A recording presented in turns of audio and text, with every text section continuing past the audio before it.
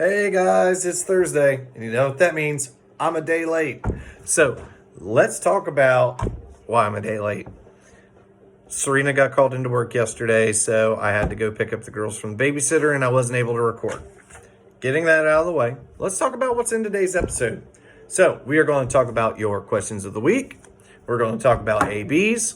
We're going to talk about show, don't tell, writing in your own voice, and wrapping up with what we've got going on. Let's dive right into it. So the first thing I want to talk about are questions of the week.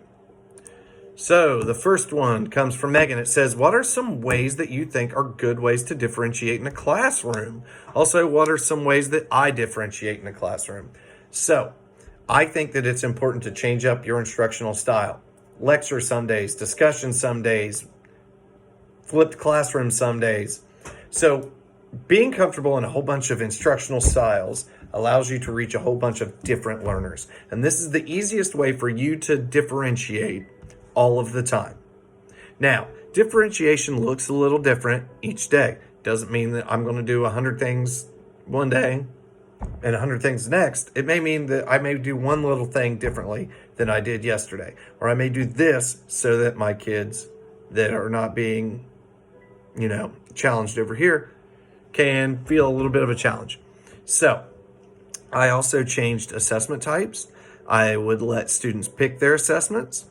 For instance, you can take it online, you can do it paper pencil, you can make a video, you can do an oral, whatever you want. So those are some different ways for us to differentiate. The next one is from Katie.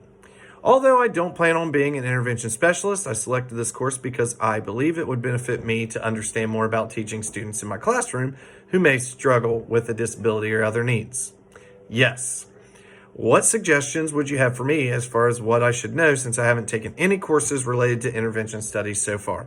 1, welcome to intervention, the best subject in the world. 2, I think that it's really awesome that you are going out and taking this class on your own. I work with a lot of gen ed teachers who struggle with kids, who have learning disabilities, who have needs, who have 504s, because they only had their one token diversity class.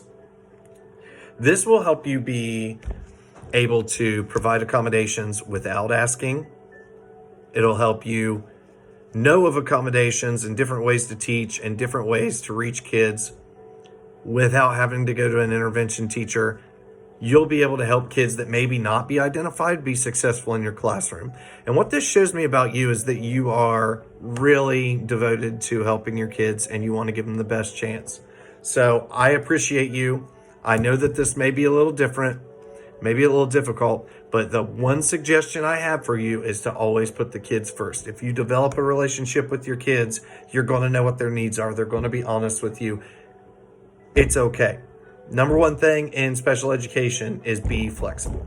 So relax, enjoy the ride. Next one is from Caitlin. Do I think there's a difference in differentiating with younger and older grades? Yes, I do. The outside factors with little kids are completely different than the outside factors with bigger kids.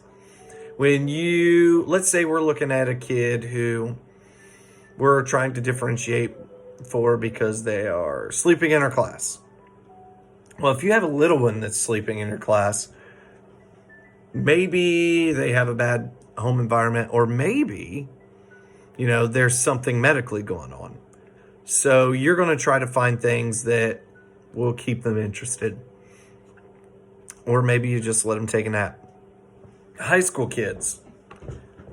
Sometimes they're working, sometimes they're the parent, sometimes they're the one that has to take care of all sorts of other little things around the house.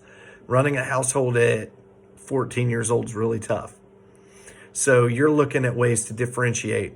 And the number one thing I can tell you, and it's just like I've said, getting to know your kids and doing it individually based on what those kids' needs are is the most important thing that you can do. So next, do I think differentiating is different or harder to do in a special education room versus a general education room? There are challenges in both rooms.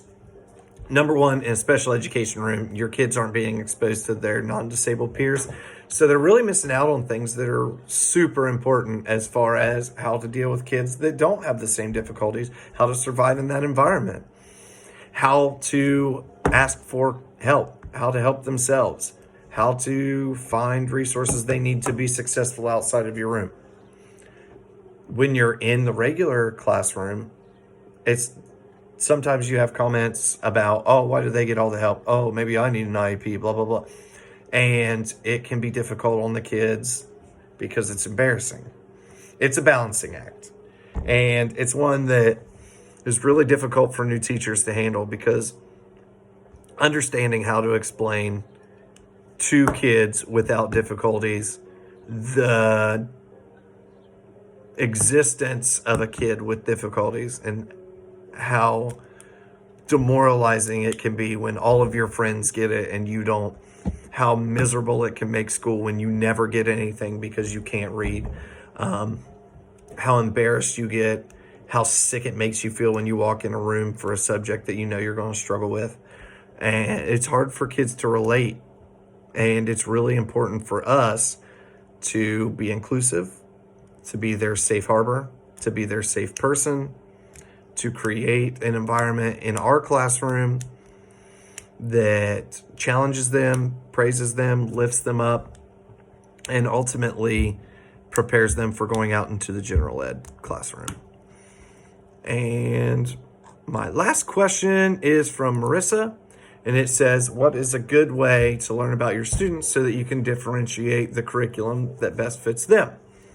I do interest inventories. I do a lot of icebreakers. I do a lot of conversation. I was an instructor that probably spent the first 5-10 minutes of my class just picking kids' brains, seeing what was going on. If you find a kid that had a rough night, parent may have been arrested, maybe there was, a fire in the neighborhood and everybody was up, that kid's not really going to be devoted to math that day. They're not really going to be focusing on protozoas. So there's a new initiative going around called Handle with Care. And I don't know if it's made its way up to you guys yet, but Ross Pike ESC is working on it. And basically it's a collaboration between first responders and schools. And they just send a Handle with Care note, like, this kid was in our services last night, handle them with care. And that's the most Christ-like thing that we can do. We can treat our students as people. We can kind of temper our educational expectations if we know that a kid has had an awful night or a rough night or spent all night in the hospital because their baby sister was sick. Those sorts of things. We kind of need to focus on putting humanity back in our education and being a champion for our students. What do you do if a student is not open to expressing their dislikes or likes, or how they like learning that? Sorry, I had to move the camera to finish reading that. There again, maybe they won't open up right away. It goes to building that relationship. Sometimes you're not going to have a kid that opens up, and you've just got to keep trying stuff until something sticks. The number one thing that you can do in education, besides be flexible, is be persistent. So be persistent. Keep trying. Keep throwing stuff at the wall until it sticks. And maybe one day you'll figure out what's going on. So let's talk about your ABs. A lot of the things that I'm noticing in ABs is that you guys are doing a lot of showing but not telling. You're telling me, hey, this is great. I love this article because this, and this. I'm not reading how it's going to help you in your classroom. These exercises are for me to see where you guys are at as far as instructors. So I want you guys to be talking about, oh, I think that in my classroom, I'm going to try to do it this way because it'll help kids this way. I want my kids to do this.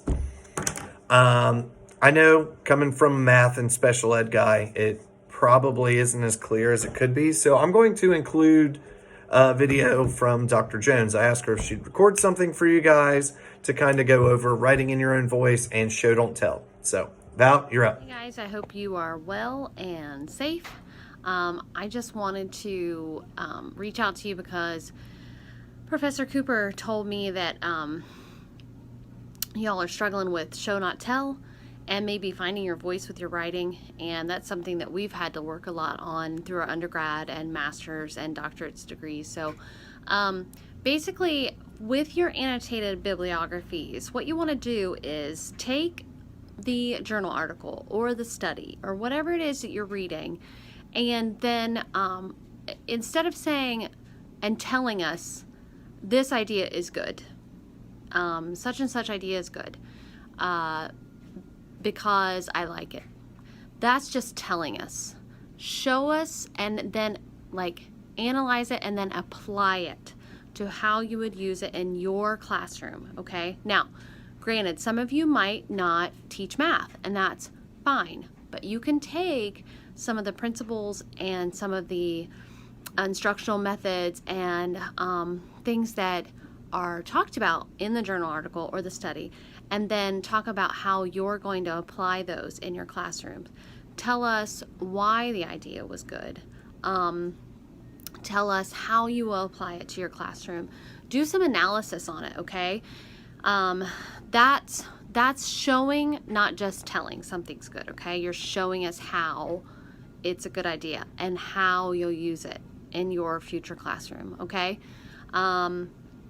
Then when you're writing, and this was something that I learned as I went along, especially because my undergrad was in English language arts, just finding your voice when you write and what you quote unquote sound like.